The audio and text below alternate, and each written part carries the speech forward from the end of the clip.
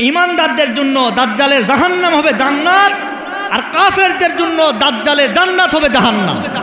কথা বুঝতে পেরেছেন? দাজ্জালকে ধ্বংস করার জন্য এই পৃথিবীতে আগমন ঘটবে ইমাম মাহদি আলাইহিস সালাতু ওয়াস সালাম, হযরত ঈসা আলাইহিস সালাতু ওয়াস সালাম, দুইজন আসবেন। আসার পরে দুইজনের নেতৃত্বে দাজ্জালকে প্রতিহত করবেন। আমার ভাইরা, ওই যে সিরিয়ার সেই দামেস্কের যে সাদা গম্বুজওয়ালা যে মসজিদ আছে, ওই মসজিদে ইমাম হযরত ঈসা আলাইহিস সালাতু ওয়াস সালাম দুইজন ফেরেশতার ডানার উপরে ভর করে মসজিদের মিনারে ফজরের নামাজের সময়, ফজরের ওয়াক্তের সময় নেমে পড়বে। ইমাম মাহদি আলাইহিস সালাতু ওয়াস সালাম ওই মসজিদে ইমামতির জন্য দাঁড়িয়ে যাবে। হযরত ঈসা আলাইহিস সালাতু ওয়াস সালামকে দেখার পরে বলবে যে আপনি ইমামতি করুন। ঈসা আলাইহিস সালাতু ওয়াস সালাম বলবেন না, আপনি ইমামতি করুন।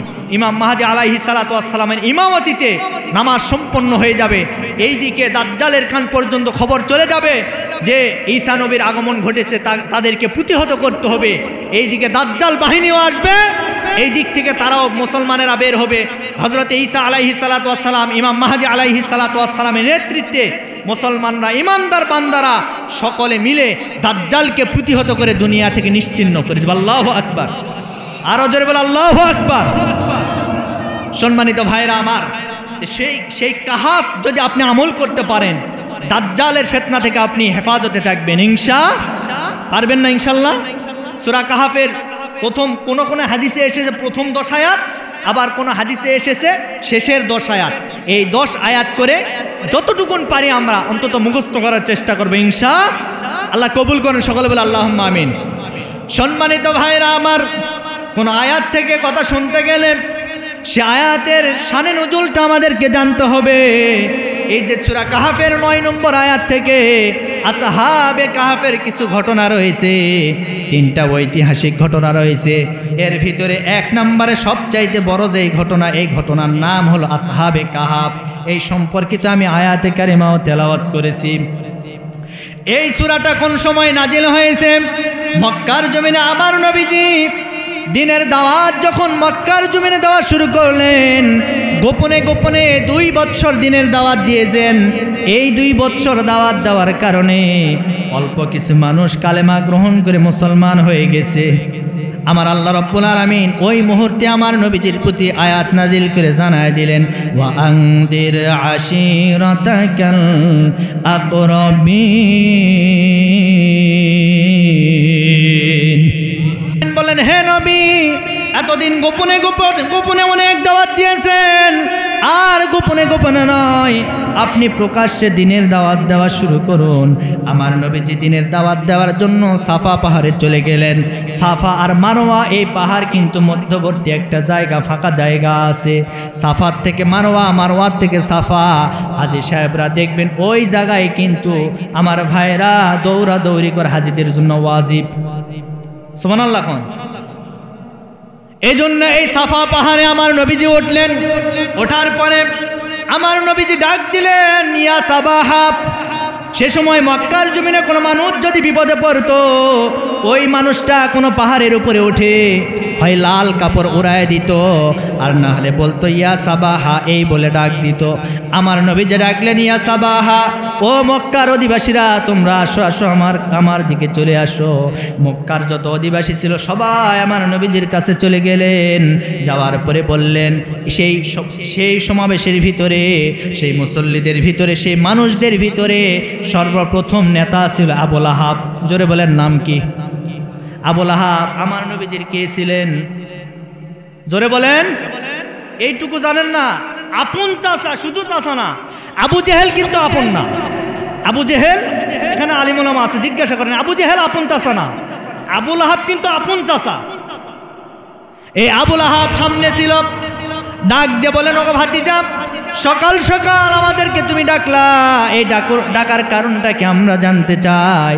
এইবার আবু লাহাবকে উদ্দেশ্য করে বললেন, ও চাচা, আমি ডেকেছি এই কারণে, এই মুহূর্তে যদি আমি বলি এই পাহাড়ের পাদদেশে শত্রুপক্ষ আমাদেরকে আক্রমণ করার জন্য ওত পেতে আছে, এই কথা কি তোমরা বিশ্বাস করবা নাকি? আবু লাহাব ডাক দিয়ে বলেন, কেন করবো না ভাতিজা, আমরা তো জানি তুমি আল আমিন, তুমি সত্যবাদী। সুবহানাল্লাহ। কোন তুমি তো কোনোদিন মিথ্যা কথা বলো নাই, কেন আমি বিশ্বাস করব না? অবশ্যই বিশ্বাস করব। সবাই বিশ্বাস করে নিলেন। এমন সময় আমার নবীজি ডাক দিয়ে বলেন, চাচা যদি এই কথা বিশ্বাস করেন তাহলে এই মুহূর্তে বিশ্বাস করতে হবে আমি আল্লাহর পক্ষ থেকে নবী হয়ে এসেছি, আল্লাহ আমাকে নবুয়াত দিয়েছে। তোমরা এই মুহূর্তে কালেমা পড়ে একটু মুসলমান হয়ে যাও। যেই না এই কথা বললেন, আবুল আহাব রাগকে চেক দিতে পারলেন না। আবুল আহাব ডাক দিয়ে বলেন, তাব্বাল্লাকা ইয়া মুহাম্মদ, হে মুহাম্মদ তুই ধ্বংস হয়ে যা। যেই না এই কথা বলেছে সাথে সাথে আমার আল্লাহ আবুল আহাবের নামে সূরা নাজিল করে দিলেন, সূরা লাহাব। সুবহানাল্লাহ কোন? আবুল আহাব বললেন, তাব্বাল্লাকা ইয়া মুহাম্মদ, হে মুহাম্মদ ধ্বংস হয়ে যা। আমার আল্লাহ বললেন, তাব্বাত ইয়াদা আবি লাহাবিন ওয়া তাব মা আগনা আনহু মালুহু ওয়া মা কাসাব সায়াসলা নারান যাতা লাহাবিন ওয়া ইমরাআতু হাম্মালাতাল হাতাব ফি জিদিহা হাবলুম মিন মাসাদ। জোরে বলি আল্লাহু আকবার। একটু হাত উঁচু করে বলেন আল্লাহু আকবার। আমার ভাইরা, আবুল আহাব বললেন, হে মুহাম্মদ ধ্বংস হয়ে যা। আল্লাহ বললেন, হে আবুল আহাব ধ্বংস হয়ে যাক তোর দুই হাত, ধ্বংস হয়ে যাক তোর দুই হাত, ধ্বংস হয়ে যাক তোর ধন সম্পদ, এমনকি তোর স্ত্রী সুদ্ধা তুই ধ্বংস হয়ে যা। তার কারণ হলো আমার নবীজিকে গালি দিলে আমার আল্লাহ বরদাস্ত করতে পারেন না। যে নবী এই পৃথিবীতে এসেছেন আমাদের জন্য রাহমাতুল লিল আলামিন, কোনোদিন আমাদের জন্য বদ দোয়া করেন নাই। আমার নবীজি তাইফে গিয়েছিলেন, তাইফের কাফেরেরা মারতে মারতে রক্তাক্ত করে ফেলেছিল। আমার নবীজির দেহ মোবারক থেকে রক্ত ফিনকি দিয়ে পড়ে তাইফের জমিনটা কিন্তু রক্তাক্ত হয়ে গিয়েছিল। ওই মুহূর্তেও জিবরাইল আমিন ফেরেশতা এসে আমার নবীজির কাছে বলেছিলেন, ওগো মুহাম্মদ পড়েন সাল্লাল্লাহু আলাইহি ওয়াসাল্লাম, আপনি একটাবার বলেন এই তাইফের জমিনটা আমরা উলট পালট করে দিব, তাইফে কোনো মানুষ আমরা রাখবো না, সবাইকে দুনিয়া থেকে বিদায় করে দিব। আমার নবীজি বলেছিলেন, ইয়া আখি জিবরাইল, হে ভাই জিবরাইল, না না না, আমি তো কোনো মানুষকে দুনিয়া থেকে ধ্বংস করার জন্য আসি নাই, আমি এসেছি এই পৃথিবীর সমস্ত মানুষদেরকে জাহান্নামের পথ থেকে একটু জান্নাতে নিয়ে যাব। আমার নবী যে এই কথা বললেন, বলার পরে বললেন, না না না, তাদেরকে ধ্বংস করা যাবে না। কারণ হলো আজকে তারা বোঝে নাই, এমন একটা দিন আসবে তারা হয়তো আমার কথাগুলি বুঝে ঈমান গ্রহণ করবে, ধ্বংস হওয়ার জন্য আমি দোয়া করতে পারবো না। আমার ভাইরা, সেই রাহমাতুল লিল আলামিন যেই নবী একটাবার হাতের ইশারা যদি করতেন আকাশের চাঁদকে আল্লাহ দ্বিখণ্ডিত করে ফেল দিতেন। কথা বলেন ঠিক কিনা? আকাশের চাঁদ দ্বিখণ্ডিত হয়ে যেত। যেই নবী একবার বলতেন হালাল, ওইটা শরীয়তের হালাল হয়ে যেত। যেই নবী একবার বলতেন হারাম, শরীয়তের হারাম হয়ে যেত। আর সেই নবীকে যদি আবুল আহাব গালি দেয়, বলেন তো আমার আল্লাহ কি বসে থাকবেন নাকি? কিন্তু আমার বাংলাদেশে এমন কিছু নাস্তিক আছে, আমার নবীকে বলেন নবী নাকি জিনাকারী ছিলেন, নাউজুবিল্লাহ বলতে পারেন নাই।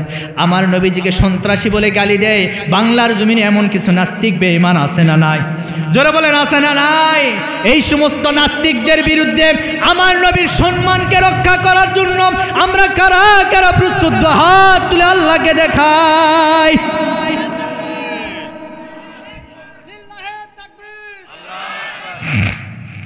জিহাদের ওই ময়দানেতে যেতে তোমাকে হবে, প্রয়োজনে সব রক্তটুকুন জমিনে ঢেলে দেবে। আল্লাহু আকবার। জিহাদের ওই ময়দানেতে যেতে তোমাকে হবে, প্রয়োজনে সব রক্তটুকুন জমিনে ঢেলে দেবে। তবুও তোমায় লড়তেই হবে, করবে না কোনো ভয়।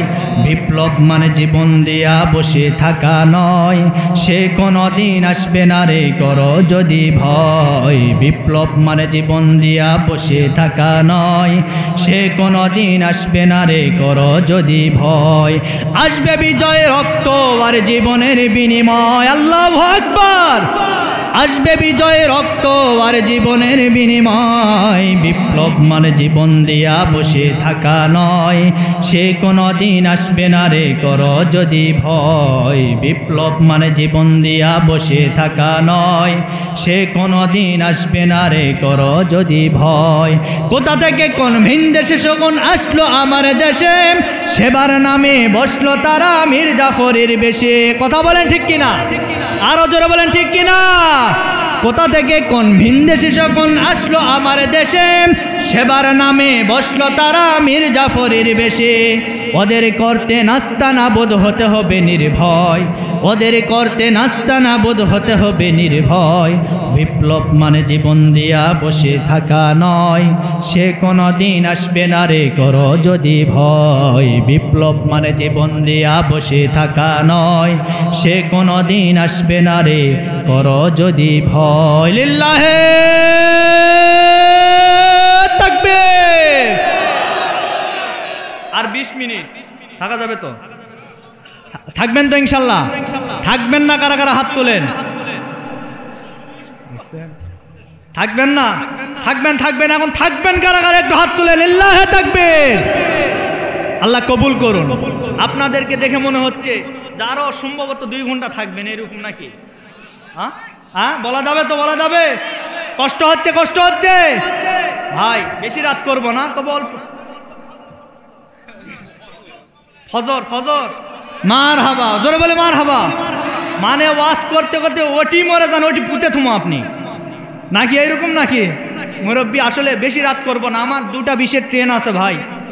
আপনারা হয়তো ভাবছেন আপনার এলাকার সন্তান, আমার 2:20 ট্রেন আছে। সান্তাহার স্টেশনে গিয়ে আমার ট্রেন ধরতে হবে। 14 তারিখ আমার মাহফিল, অর্থাৎ কাল দিন পরে। আজকে যাচ্ছি কারণ কালকে গেলে হয়তো মাহফিল নাও ধরতে পারে, অনেক দূরের রাস্তা। সিলেট মৌলভীবাজার বাড়ির কাছে নাকি? অনেক দূরে না? সিলেট মৌলভীবাজার আমার মাহফিল, এই জন্য আজকে 2:20 আমাকে ট্রেন ধরতে হবে। এর আগে ইনশাল্লাহ 2টা পর্যন্ত চলুক নাকি? হ্যাঁ, আল্লাহু আকবার, জোরে বল আল্লাহু আকবার। আলহামদুলিল্লাহ। আমার এলাকার মানুষ, গত বছর আমি ওই সিলেটে গিয়েছিলাম, তো ওই এলাকার যে ভাষা ভাই, মানে ওই ভাষাগুলো কিচ্ছু বোঝা যায় না, কি যে বলে কিচ্ছু বুঝি না। ওই যে গত বছর সাতকানিয়া গিয়েছিলাম, বান্দরবনের কাছে, সাতকানিয়ার একেবারে শেষ সীমানায়, বান্দরবনের কাছে ওইটা, ওই মাহফিলটা ছিল। তো ওখানে যাওয়ার পরে কক্সবাজার, চট্টগ্রাম, ওই অঞ্চলের মানুষগুলি যা বলে, আমার মনে হয় কিরামান কাতিবিন ফিরিস্তা এদের আমল নামা লেখে কিভাবে, কিচ্ছু বোঝা যায় না। মানে কি বলে আমি খালি হা করে তাকিয়ে থাকি, কি বলে কিচ্ছু বোঝা যায় না। পরে ভাবলাম এত বোকা আমরা না, আমরা উত্তরবঙ্গের মানুষ, কথা বলেন ঠিক কিনা? এত বোকা না, বারবার আমাদেরকে বোকা বানায়। দাঁড়ান, জুমার দিন শুক্রবার দিন আমাকে নামাজ পড়তে দিয়েছে, তো নামাজের মুসল্লায় খুতবার আগে আমি বয়ান দিচ্ছিলাম। তো এমন সময় বললাম, ভাই আপনারা কি বলেন আমি কিছু বুঝি না, তবে প্রত্যেকটা এলাকার আঞ্চলিক কিছু ভাষা আছে, যেমন আমাদের বগুড়ার যে ভাষা, কোনটি যাচ্ছ, কি করিচ্ছ, খাচ্ছ, কথা কন।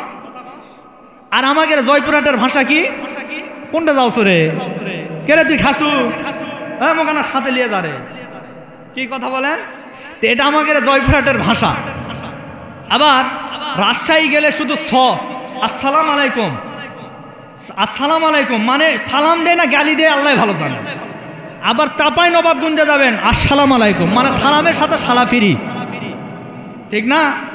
এক এক অঞ্চলের এক একটা ভাষা। আমি বললাম অনেক বললেন আপনারা, এবার শোনেন, আমার এলাকার একটি ভাষা আছে, আপনাদের কিছু বুঝে না, এই ভাষাটার আপনারা অনুবাদ করে দিবেন। তো সবাই বললো যে হুজুর বলেন। আমি বললাম আমার এলাকার একটি ভাষা হলো আলুতে আলু অক্কালি আলু, ঠিক না? আলুতে আলু অক্কালি আলু, তার মানে এর অর্থটা কি হয়? তুমি আসলে আরেকজনকে সাথে নিয়ে আসলে কেন, এর অর্থ এরকম না? এখন ওদেরকে বললাম, ওরা আর কেউ বলতে পারে না, হা করে তাকে আছে। পরে এক যুবক সামনে থেকে হাত তুলছে, হুজুর আমি পারবো। আমি বললাম বলেন তো দেখি। বলছে হুজুর আমি জানি জয়পুরহাট বগুড়াতে অনেক আলু হয়, হয়তো বা আলুরই কিছু একটা। আচ্ছা বলেন যে এটা আলুর কিছু, এই জন্য এক দেশের গালি আরেক দেশের। সিলেট গেলাম, সিলেট গত বছর গেছিলাম, ওই অঞ্চলের ভাষা আমাকে এসে, মা বোনেরা কথা বলা যাবে না আমাদের, দেখছেন সাউন্ড দেখছেন, আলু ঘাঁটি খাওয়াবে, কথা বলা যাবে না, আপনারা চুপচাপ কথা শোনেন। আপনাদের সম্পর্কে কিছু ওয়াজ আছে, কারণ আপনারাই দেশের সরকার, বারবার ক্ষমতায় এসে পুরুষদের জ্বালায় প্রায় করতেছেন সরকার, আপনাদের সম্পর্কে কিছু হেদায়েতি বক্তব্য দেওয়া দরকার, কথা বলেন না কেন? হ্যাঁ, আপনাদের কারণে আজ বর্তমান যুব সমাজ নষ্ট হয়ে যাচ্ছে। এই যুবকদের ভালো করতে হলে মহিলা মা বোনদের সর্বপ্রথম যে কাজ করতে হবে, পর্দার বিধান কায়েম করতে হবে।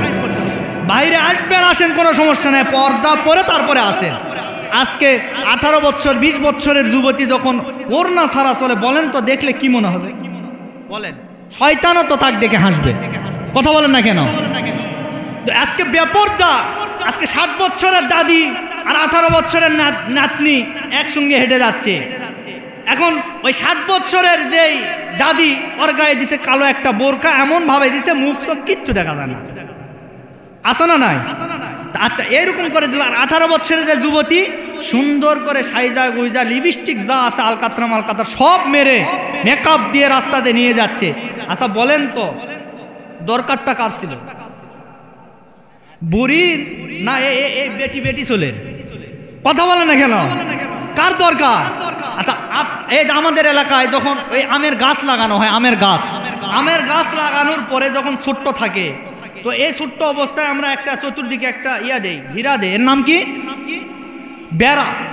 আচ্ছা বেড়া, এই যে বেড়া দেই, ছোট্ট গাছ বেড়া দেই। আচ্ছা এটা দেওয়ার অর্থ কি? হ্যাঁ, এই গাছটা যেন ছাগল ভেড়া বকরির আক্রমণ থেকে বেঁচে থাকে। কথা বলেন ঠিক কিনা? তার মানে এই বেড়াটা হলো পর্দা। এই বেড়াটা কি? আচ্ছা বলেন তো এই একই জায়গায় একটু সরে একটা গাছ, এটাও আমের গাছ, ওইটাও আমের গাছ, ওইটা বিশাল বড় আমের গাছ, ওই গাছের গোড়ায় বেড়া কয়জন দিয়েছেন? হাত তোলেন। আচ্ছা কেন দেয় না? না দেওয়ার কারণ হলো, কারণ এটা হলো কচি, এতে ছাগল লাগবে, ভেড়া লাগবে, গরু লাগবে। কথা বলেন না কেন? এটা হলো কচি, এই জন্য এটা লাগবে। আর ওটা বুড়া হয়ে গেছে, ওটার দরকার নাই। তা 18 বছর এটা আমের গাছের মতো কচি, এটা কি বেড়া দেওয়া লাগবে? কথা বলেন না কেন? হ্যাঁ এইটার দরকার। ঠিক আছে তো? কি কোন মুরব্বী? হ্যাঁ ঠিক আছে, করছে ঠিক আছে। তো এই যে সিলেটে গেলাম, যাওয়ার পরে এখন আমাকে বলছেন হুজুর আপনি কি কাঁচা গু খাবেন না পাকা গু খাবেন? আমি চিন্তা করলাম আল্লাহ, জয়পুরহাট থেকে গু খাওয়ার জন্য আসলাম নাকি? মানুষ না রাজাকার রে এগুলো, গু খাওয়াবে। আমি বললাম ভাই গুটুকু না কিছু খাওয়া যাবে না, তাড়াতাড়ি কি আছে ভাত নিয়ে আসেন তো, অনেক দূর থেকে আসছি। তারপর ভাত নিয়ে আসলো, নিয়ে আসার পরে দেখলাম আমার সাইডে আরেকজন মেহমান ছিল, তাকে বললো হুজুর আপনি কোনটা? ও বললো যে আমি কাঁচাটাই খাবো। আমি বললাম মানুষ না জানোয়ার রে, গু খাবার তাও আবার কাঁচা গু? হ্যাঁ। এরপরে কিছুক্ষণ পরে দেখি যে কাঁচা গোল্লা, যে কাঁচা গোল্লা, কাঁচা মিষ্টি নিয়ে এসে দিছে, মানে যেটা শিরা আছে, আমরা তো বলি শিরা, তো যে শিরাওয়ালা মিষ্টিটা নিয়ে এসে দিছে। দেওয়ার পরে বলছেন হুজুর আপনি কাঁচা গুটাই খান। তখন চিন্তা করলাম আল্লাহ, আমি যদি বলতাম যে আমি পাকাটাই খাবো তাহলে শুকনা মিষ্টি খেতে পারতাম। যাক, যা হওয়ার হয়ে গেছে, আর কাউকে কিছু বললাম না। অবশেষে আমি নিয়ত করলাম এরপর যদি সিলেট আসে, আমাকে যদি বলে হুজুর বিষ খাবেন, আমি তাড়াতাড়ি নিয়ে, কারণ যদি ওই এলাকায় বিষ মানে কোনো খাদ্য, আমার এলাকায় তো বিষ মানে তো কি মানুষ মারা যাওয়ার ওষুধ। কথা বলেন ঠিক কিনা? এই জন্য বলবো তাড়াতাড়ি আমার কাছে নিয়ে আয়, ওইটাই খাবো আমি। এই জন্য এক দেশের গালি আরেক দেশের বলি। আমাদের এই দিকে আপনি হলো যে সকালবেলা যে পরাটা হয় না, বিভিন্ন হোস্টেলে পরাটা আপনি কিনতে যাবেন, কোনো অসুবিধা নেই। আপনি হোটেল মালিককে বলবেন, হোটেল বয়কে বলবেন যে ভাই আমাকে 5টা পরাটা পার্সেল করে দেন, 5টা পরাটা পার্সেল করে দেন। এই কথা আপনি বললেন, এই একই কথা আপনি নোয়াখালী বরিশাল গিয়ে বলেন, আপনার চামড়া একটাও থাকবে না। কথা বলেন না কেন? হ্যাঁ, পরাটা মানে অন্য জিনিস, পুরি মানে অন্য জিনিস, ওইটা আর বললাম না। যাই হোক, এজন্য কষ্ট হচ্ছে না তো আমার ভাইরা? আমি যে কথা বলতেছিলাম, আমার নবীজির অপমান আমরা কেউ সইব না। কথা বলেন, নবীজির অপমান কখনো মেনে নেওয়া। আমরা রাজনৈতিকভাবে আলাদা আলাদা মতাদর্শের আমরা আছি, কেউ আওয়ামী লীগ, কেউ সরসিনা, কেউ বিএনপি, কেউ জামাত ইসলাম, কেউ জাতীয় পার্টি, কেউ রাজারবাগ, দেওয়ানবাগ, ফুরফুরা, এরপরে আরো কত বাগ বাংলাদেশে আছে। সব বাগকে বললাম সবাই আমরা এক, আমরা মুসলমান। আমাদের নবীও, জোরে বলেন, আমাদের আল্লাহ। সুতরাং আমাদের ভিতরে নবী নিয়ে কোনো দ্বিমত নাই। জোরে বলেন, আমাদের প্রভু এক, নবীর উম্মত, জীবন বিধান এক, ঐশী বাণী কোরআন। তবে কেন এক নও হে মুসলমান, এক হও করে আহ্বান। বাইতুল্লাহ এক, মদিনা শরীফ এক, উহুদ পাহাড় এক, বদরের মাঠ এক, একটা তো জীবন আর মরণ তো একবার, একটা তো জীবন আর মরণ তো একবার, সকলের তরে আছে একই স্থান। তবে কেন এক নও হে মুসলমান, এক হও করি আহ্বান। আল্লাহু আকবার। এক হওয়ার দরকার আছে না নাই? আজকে আমাদের ভিতরে দলাদলি করার কারণে নাস্তিক, বেঈমান, ইসলাম বিরোধী, কোরআন বিরোধীরা আমাদের গলার একেবারে টুটি চেপে ধরেছে। কথা বলেন। এজন্য আমাদেরকে এক হতে হবে। আজকে এক হুজুর আরেক হুজুরকে দেখতে পারে না, বলে এই এটা কি, কয় এটা হলো ওই কি বেগুন গ্রামের টুপি, এই তুই আমার মুসলমান এলো তো সরে যা। ওইটা কি, ওইটা ফুরফুরা। ওইটা কি, ওটা জামাতে ইসলাম। ওইটা কি, ওটা ওই তাবলিগ চরমনায়। এই টুপি নিয়ে আজকে আমাদের ভিতর দলাদলি। আসল জিনিস আজকে আমরা ভুলে গেছি। সুতরাং এই টুপি দাড়ি নিয়ে দলাদলি করার কারণে আজকে আমাদের অবস্থা এই। আপনাদেরকে কি বলবো, আমাদের ভিতরে কথা বলেন। দক্ষিণ পাড়ার হুজুর ওই উত্তর পাড়ার হুজুরকে দেখতে পারে না। দক্ষিণ পাড়ার মুয়াজ্জিন সাহেব যদি একটু ভালো হয়, এখন উত্তর পাড়ার এই মুয়াজ্জিন সাহেবের কাছে এসে গল্প করছে যে হুজুর আমরা একটা হুজুর পাইছি, মাশাআল্লাহ অনেক ডিগ্রি, ফাজিল, কামিল, তাফসির, এরপরে দাওরা, হাদিস যা আছে সব শেষ করছে।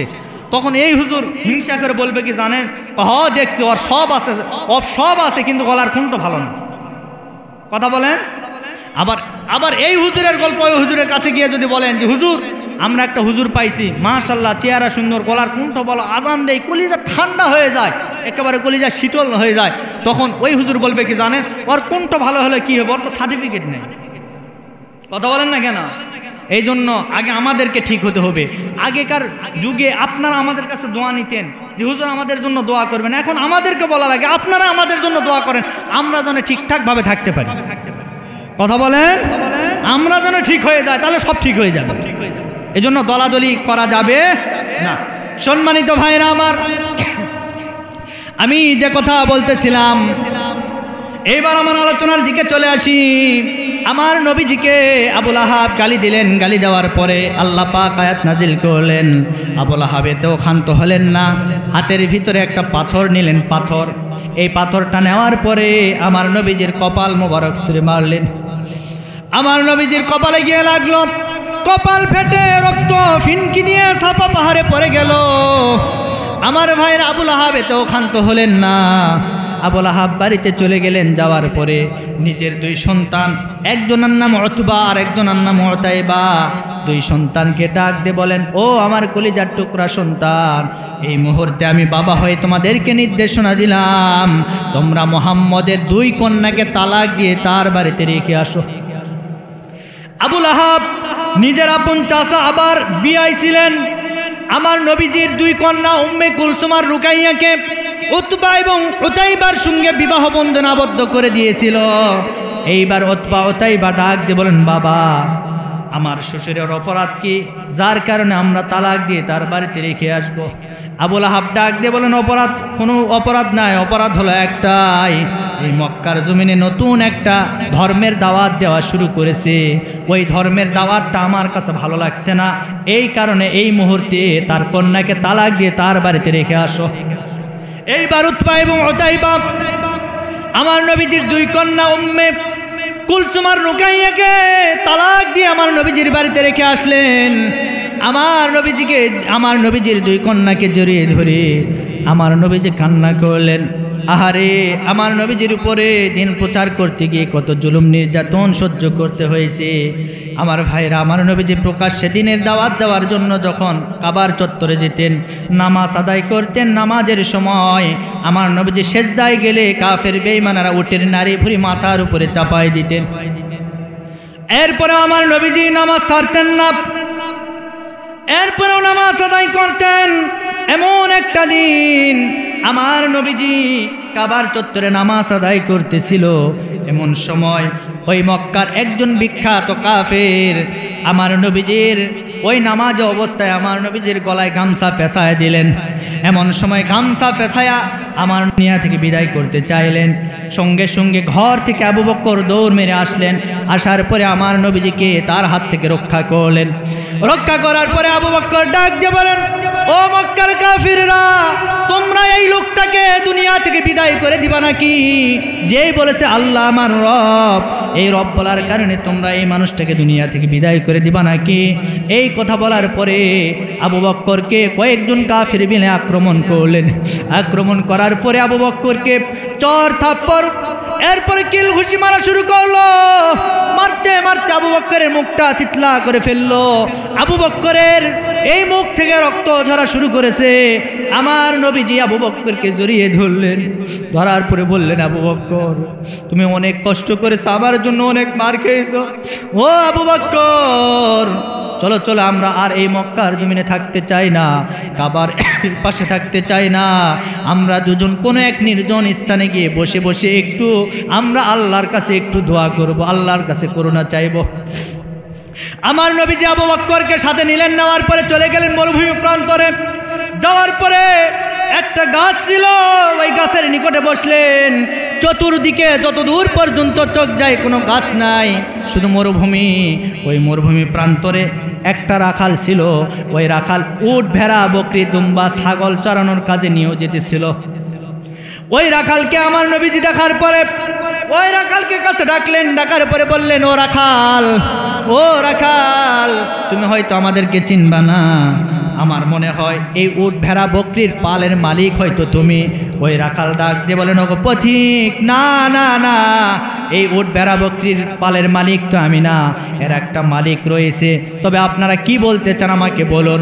বলল, এই ভেড়ার পাল থেকে, এই বকরির পাল থেকে, যেই বকরিটা এখনো ছাগি অবস্থায় আছে, অর্থাৎ যেই বকরির পেট থেকে কোনো বাচ্চা প্রসব হয় নাই, দুনিয়াতে বাচ্চা আসে নাই, এমন একটা ছাগি, এমন একটা বাচ্চা তোমার কাছে আমি চাই, যেই বাচ্চার কাছ থেকে আমি একটু দুধ দহন করে আমাদের পিপাসা নিবারণ করতে চাই। এইবার এই রাখালকে বলার পরে ডাক দিয়ে বললেন, না না না, আমি তো ওই রকম বাচ্চা দিতে পারবো না। কারণ হলো এই পালের মালিক তো আমি না, আমার মালিক একজন আছে, তাকে না জানায় আমি এই কাজ কখনো করতে পারবো না। এইবার রাখালকে বললেন, ও রাখাল, আমি তোমার কাছে এমন একটা ছাগি চাই, যে ছাগির এখনো বাচ্চা হয় না, আর গর্ভবতী হয় নাই, এইরকম একটা তোমার কাছে আমি ছাগি চাই, ওই ছাগিটা তুমি আমাকে দাও। এইবার রাখালটা অনেক অনুরোধ বিনোরোধ করার পরে রাখাল করলেন কি, একটা ছোট্ট একটা ছাগি আমার নবীজের হাতে দিয়ে দিলেন। এই ছাগিটা নেওয়ার পরে আমার নবীজি এবার ওই রাখালকে ডাক দিয়ে বললেন, রাখাল, তুমি যে পানি পান করো ওই পেয়ালাটা আমার হাতে দিয়ে দাও। এইবার রাখালটা পেয়ালাটা আমার নবীজের হাতে দিয়ে দিলেন। আমার ভাইয়েরা, আমার নবীজের হাতের ভিতরে নিয়ে বাম হাতে পেয়ালা ধরলেন, ডান হাত কুদরতে হাত একটাবার বিসমিল্লাহ পরে শুধুমাত্র ফু মারলেন। ফু মারার পরে ওই ছাগির একেবারে ওলানের ভিতরে হাত দিয়ে দিলেন। যে না আমার নবীজির কুদরতে হাত ওলানে লেগেছে, সাথে সাথে ওই ওলানটা দুধে পরিপূর্ণ হয়ে গেছে। আল্লাহু আকবার। আমার নবীজির হাতের বরকত আছে না নাই? জোরে বলেন, আছে না নাই? দুধে পরিপূর্ণ হয়ে গেল। এই দুধে পরিপূর্ণ হওয়ার পর আমার নবীজি নিজে দুধটা দহন করলেন। পেয়ালা ভরে গেল, ছাগি ছেড়ে দিলেন, ছাগি পালের ভিতরে চলে গেল। এইবার আবু বক্করকে ডাক দিয়ে বলেন, আবু বক্কর, এই যে নাও, এই পেয়ালা দুধ আছে, এক পেয়ালা দুধ, তুমি যতক্ষণ পারো, যতখানি পারো তুমি শেষ করে ফেলো, তুমি খাইতে থাকো। এইবার আবু বক্কর পেয়ালা হাতের ভিতরে নিলেন, বিসমিল্লাহ পাঠ করলেন। বিসমিল্লাহ পাঠ করার পরে পেয়ালা থেকে দুধ পান করতে শুরু করলেন। পান করতে করতে এক পর্যায়ে আবু বক্করের পেট ভরে গলা পর্যন্ত চলে আসলো। আসার পরে আমার নবীজিকে ডাক দিয়ে বলেন, ইয়া রাসূলুল্লাহ, আমার পেটটা ভরে গেছে, আমি আর খাইতে পারতেছি না। ওগো নবীজি, আপনি পেয়ালাটা হাতের ভিতরে নেন। নেওয়ার পরে এবার আবু বক্করকে ডাক দিয়ে বলেন, আবু বক্কর, এই যে তুমি দুধটা পান করলে, তুমি এই পেয়ালার দিকে একটাবার তাকায় দেখো তো, এই পেয়ালা থেকে কি এক ফোঁটা দুধ কি কমে গেছে নাকি? এক ফোঁটা দুধ কি কমে গেছে নাকি? এইবার আবু বকর ডাক দিয়ে বলেন, আল্লাহি বিল্লাহি, আল্লাহর কসম করে বলি ইয়া রাসূলুল্লাহ, আমি যেইভাবে ওই পেয়ালা দুধ অবস্থায় নিয়েছিলাম, আমি দেখতে পাচ্ছি ওই পেয়ালা এখনো দুধে পরিপূর্ণ আছে। আরো জোরে বলি সুবহানাল্লাহ। আমার ভাইরা এইবার রাখালকে ডাক দিয়ে বললেন, রাখাল নাও নাও, তুমি একটু দুধটা পান করো, তুমি অনেক পরিশ্রম করো, কষ্ট করো, তুমি এখন এই দুধটা পান করে তোমার পেটটা পরিপূর্ণ করো। এইবার রাখালটাও ওই পেয়ালাটা হাতে নিলেন। আমার নবীজি বললেন, ও রাখাল, এমনি পানি যেইভাবে পান করো ওইভাবে পান করলে হবে না, হবে না। আমি তোমাকে এই মুহূর্তে একটা দোয়া শিখাই দেব, ওই দোয়াটা পাঠ করে এই পানি এই পেয়ালার দুধটা পান করতে হবে। এইবার রাখালকে বললেন, তুমি পড়ো বিসমিল্লাহির রহমানির রহিম, এই দোয়াটা পাঠ করে তুমি এই পেয়ালার দুধটা তুমি একটু পান করো। আমার ভাইরা বলেন তো, প্রত্যেকটা কাজের শুরুতে বিসমিল্লাহ বলার দরকার আছে না নাই? জোরে বলেন।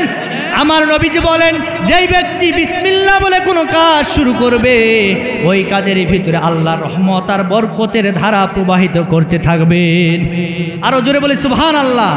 তাই বলে সুদ খাওয়ার সময় বিসমিল্লাহ পড়া যাবে না, ঘুষ খাওয়ার সময় বিসমিল্লাহ বলে খাবেন নাকি? ঘুষ আমাদের সমাজে আছে না নাই? জোরে বলেন, আছে না নাই? সব কাজে পড়া যাবে না, শুধুমাত্র ভালো ভালো কাজে বিসমিল্লাহ পড়তে হবে। আমার ভাইরা এইবার রাখালটা বিসমিল্লাহ বলে দুধটা পান করলেন। পান করার পরে আমার নবীজির হাতে পেয়ালাটা দিয়ে দিলেন। দেওয়ার পরে আবার আবু বক্করকে ডাক দিয়ে বলেন, আবু বক্কর, এই মুহূর্তে এই পেয়ালার দিকে একটু তাকায় দেখো, এই পেয়ালা থেকে এক ফোঁটা দুধ কি কমে গেছে নাকি?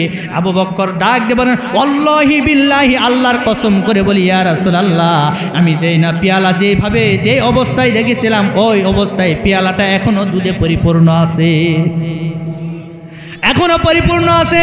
আমার নবীজি ডাকতে বলেন, আবু বকর, ওই পেয়ালার দুধে যতক্ষণ পর্যন্ত আমার মুখ না লাগাবো ততক্ষণ পর্যন্ত পেয়ালার দুধ কমে যাবে না। এইবার আমার নবীজি বিসমিল্লাহ বলে ওই পেয়ালার দুধটা পান করে নিজের কলিজাটা ঠান্ডা করে নিলেন। আরো জোরে বলি সুবহানাল্লাহ। আর অনেক লম্বা ঘটনা, সেদিকে আমি যাচ্ছি না। আমার ভাইয়েরা, আমি যে কথা বলতেছিলাম, আমার নবীজি দিনের দাওয়াত দেওয়া শুরু করলেন। দিতে দিতে এক পর্যায়ে কাফের বেঈমানেরা অনেক জুলুম নির্যাতনের শিকার করেছে, অনেকভাবে আমার নবীজিকে গালি দিয়েছে। আমার নবীজির ওই গালিগুলি আল্লাহ পাক কোরআনে কারিমে কোট করে দিয়েছেন, ওয়াকালাল কাফিরুনা হাযা সাহিরুন কাযযাব। জোরে বলে আল্লাহু আকবার। ওই কাফেররা বলতো, ওয়াকালাল কাফিরুনা, তারা বলতো আমাদের ভিতরে আল্লাহর পক্ষ থেকে একজন নবী এসেছে, রাসূল এসেছে, যে ব্যক্তিটা রাসূল হিসেবে দুনিয়াতে এসেছে এই মানুষটা কাযযাব, মিথ্যাবাদী, সাহির তথা জাদুকর ছাড়া কিছুই হতে পারে না। অন্য জায়গায় বলেছে মাজনুন, পাগল। নাউজুবিল্লাহ বলেন। আচ্ছা বলেন তো, আমার নবীজি কি পাগল ছিলেন? বরং যারা বলেছে ওরাই বড় পাগল। কথা বলেন। আমার নবীজির চেহারার ভিতরে একটা নূর ছিল, সুবহানাল্লাহ বলতে পারেন না? এমন নূর ছিল, আম্মা জান আয়েশা সিদ্দিকা রাদিয়াল্লাহু তাআলা আনহা থেকে বর্ণিত সহিহ হাদিস, তিনি বলেন, আমি একদিন মাগরিবের নামাজের পরে সন্ধ্যাবেলায় আমার ঘরের ভিতরে নামাজ আদায় করার পরে আমি কাঁথা সেলাই করতেছিলাম। এমন সময় আমার হাত থেকে সেলাই করা সুইটা মাটিতে পড়ে গেল, কিন্তু অন্ধকারের ভিতর সুইটা আমি খুঁজে পাচ্ছিলাম না, তেমন আলো ছিল না। কিন্তু আমি লক্ষ্য করে দেখলাম নবীজি যখন আমার ঘরে মাগরিবের পরে তাশরীফ আনলেন, আনার পরে আমি দেখতে পেলাম আমার নবীজির চেহারার নূরের এত তাজাল্লি ছিল, ওই নূরের তাজাল্লিতে আমার পুরো ঘরটা আলোকিত হয়ে গেছে। আমার হারানো সুইটাও আমি খুঁজে পেয়েছি। এত সুন্দর চেহারার